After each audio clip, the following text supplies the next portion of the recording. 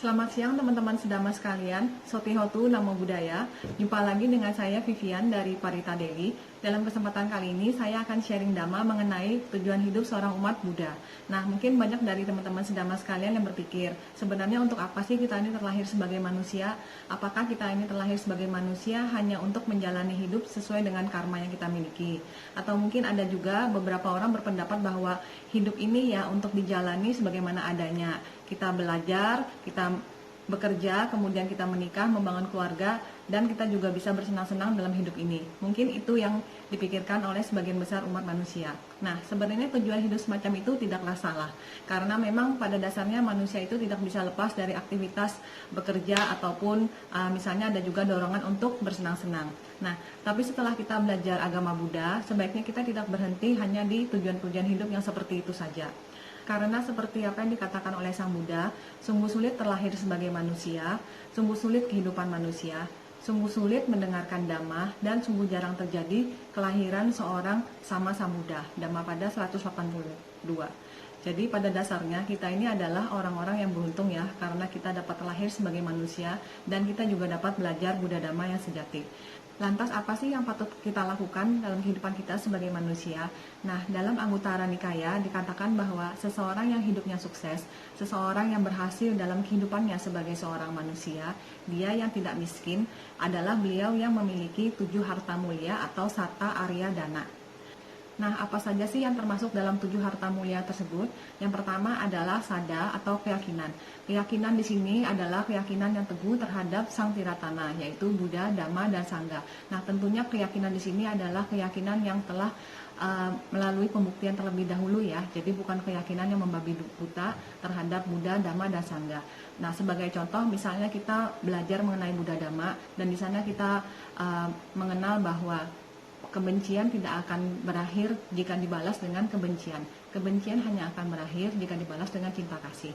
Nah, yang seperti ini kan biasanya kita juga bisa membuktikan terlebih dahulu ya. Jadi ketika kita menghadapi seseorang yang kita benci, kalau misalnya kita menghadapinya dengan kebencian yang sama. Jadi misalnya kita kayak membalas orang tersebut dengan kebencian yang sama, kita kan sebenarnya sudah mengalami sendiri. Jadi kita mengetahui bahwa orang tersebut juga pasti akan membalas kembali kepada kita. Jadi akhirnya malah cuma saling balas-balasan ya. Jadi kebencian itu sendiri tidak akan pernah berhenti. Jadi inilah yang dimaksud dengan kita sudah mengalami sendiri apa yang disabdakan oleh Sang Buddha tersebut. Dan di sana kita bisa memunculkan keyakinan kita terhadap Sang Tiratana karena kita memang sudah mengalami sendiri Dhamma yang diajarkan oleh Sang Buddha tersebut. Harta mulia kedua adalah sila atau penjagaan moral. Jadi setelah kita memiliki keyakinan terhadap Sang Tiratana, hendaknya seorang umat Buddha juga menjaga silanya dengan baik, demi manfaat bagi diri sendiri dan juga makhluk lain. Pancasila Buddhis adalah sila yang paling mendasar yang sebaiknya dimiliki oleh seseorang yang ingin mendapatkan 7 harta mulia tersebut. Harta mulia berikutnya adalah hiri atau malu untuk berbuat jahat ya. Kebanyakan orang kan malu untuk berbuat jahat jika ketahuan oleh orang lain ya. Nah, tapi hiri di sini atau rasa malu ini sepatutnya muncul bahkan ketika kita belum melakukan perbuatan buruk tersebut ya. Nah, jadi meskipun orang lain tidak menyaksikan, diri kita sendiri mengetahui bahwa itu adalah perbuatan yang buruk dan sudah sepatutnya kita memunculkan rasa malu jika kita hendak berbuat buruk tersebut. Berikutnya adalah otapa atau rasa takut akan akibat dari perbuatan jahat yang kita lakukan. Nah, sama seperti hiri tadi atau rasa malu, ini sifatnya juga adalah perenungan ke dalam. Jadi sebaiknya kita memiliki rasa takut akan akibat dari perbuatan buruk yang dilakukan, agar kita juga dapat mencegah perbuatan tersebut agar tidak terjadi ya. Sebagai contoh, misalnya kita mengetahui bahwa mencuri itu adalah perbuatan yang tidak baik. Kemudian kita juga telah belajar bahwa akibat dari mencuri, kemungkinan kita akan terlahir di alam-alam yang rendah, dan jika terlahir lagi sebagai manusia, kita akan terlahir dalam kondisi yang miskin atau kita tidak memiliki harta benda. Nah, di sana kita memunculkan rasa takut atau otapa tersebut. Jadi kita misalnya ada dorongan untuk kita ingin mencuri, kita langsung memunculkan, sebaiknya aku tidak mencuri karena perbuatan itu hasilnya menakutkan. Hiri dan otapa juga disebut sebagai dhamma pelindung dunia ya, karena jika setiap umat manusia memiliki rasa malu untuk berbuat jahat dan juga takut akan akibat dari perbuatan jahat tersebut, dunia ini akan tentram dan juga damai. Nah, tapi kan kita juga tidak bisa serta-merta meminta orang untuk memiliki rasa hiri dan otapa itu sendiri ya. Jadi sebaiknya kita juga bisa mulai memunculkan di dalam diri kita sendiri dulu dan juga kita bisa mencegah perbuatan buruk yang mungkin akan kita lakukan. Hiri dan Otapa juga akan mendukung kita dalam penjagaan Pancasila ya. Jadi kalau kita memiliki rasa malu untuk berbuat jahat dan juga takut akan akibat dari perbuatan jahat tersebut, kita tidak akan mudah melanggar Pancasila yang kita jaga atau sila-sila lainnya. Harta mulia yang kelima adalah bahu saca atau memiliki banyak pengetahuan dhamma. Nah, penting sekali untuk seorang umat Buddha untuk terus belajar Buddha Dhamma yang sejati agar dapat terus memupuk keyakinan terhadap Sang Tiratana dan juga untuk mendukung praktek Dhamma dalam kehidupan sehari-hari ya.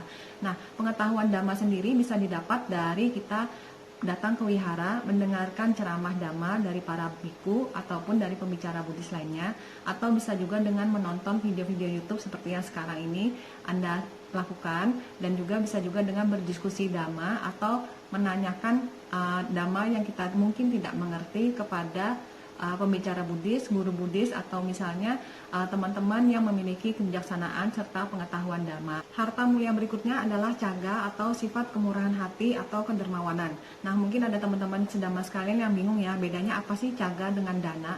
Jadi caga itu sendiri adalah sifat kemurahan hatinya.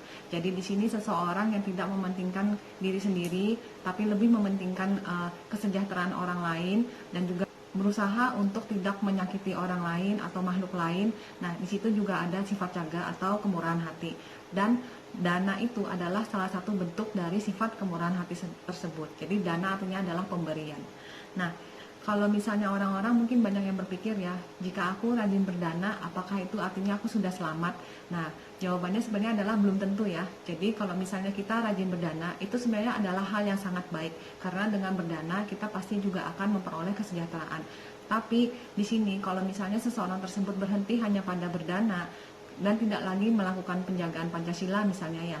Jadi seseorang tersebut berdana, tapi di satu sisi dia juga mungkin suka membunuh binatang atau misalnya dia menyakiti makhluk lain.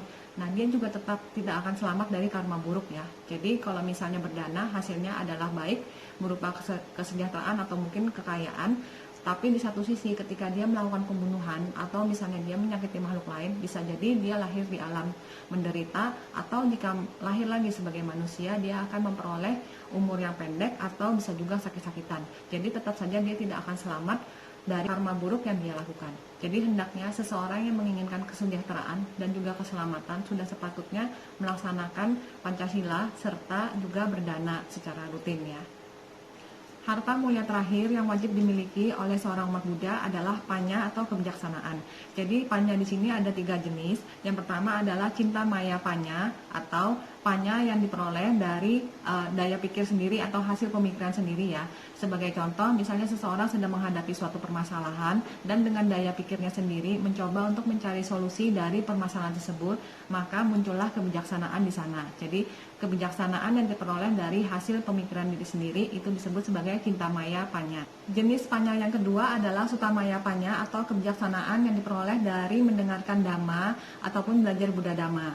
Jadi ketika kita mendengarkan Dhamma Desana dari para biku sangga ataupun kita membaca ulang khotbah-khotbah Sang Buddha dari Parita atau mungkin literatur agama Buddha lainnya, dan di sana muncullah kebijaksanaan, maka itu disebut sebagai sutamaya panya atau kebijaksanaan yang diperoleh dari hasil belajar Buddha Dhamma.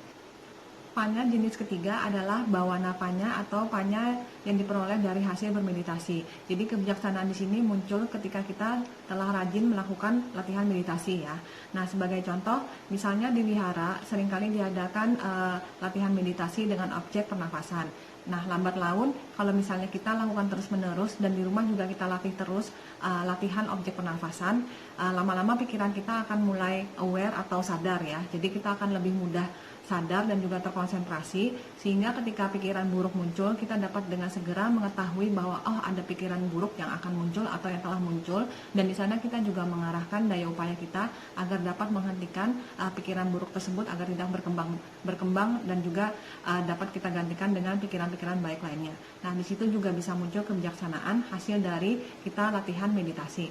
Selain itu, pada tahapan yang lebih lanjut, latihan samatha bhawana dan juga latihan vipassana bhawana dapat membawa diri kita pada kebijaksanaan tertinggi dan juga pada pemadaman kilesa secara keseluruhan dan pencapaian nibbana.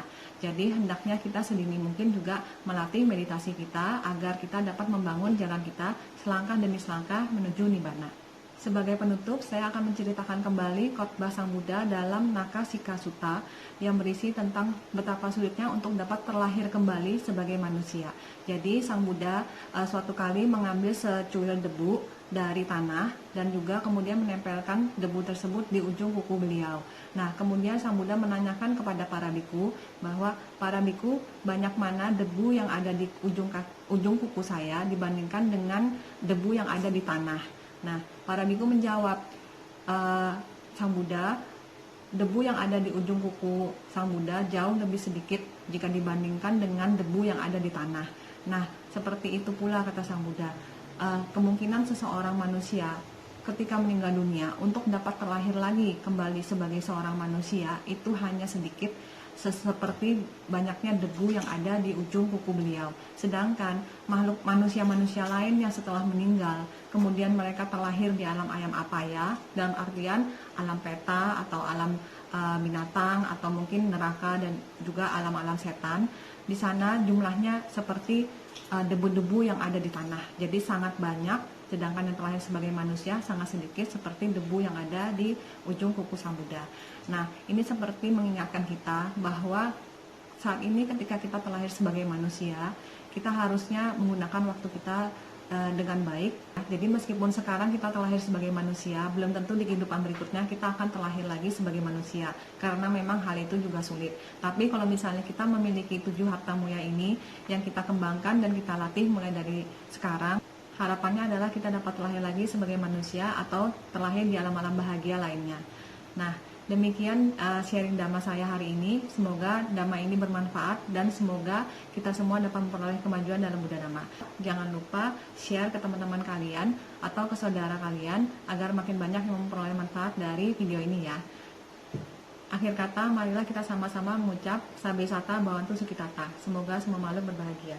Sadu, sadu, sadu.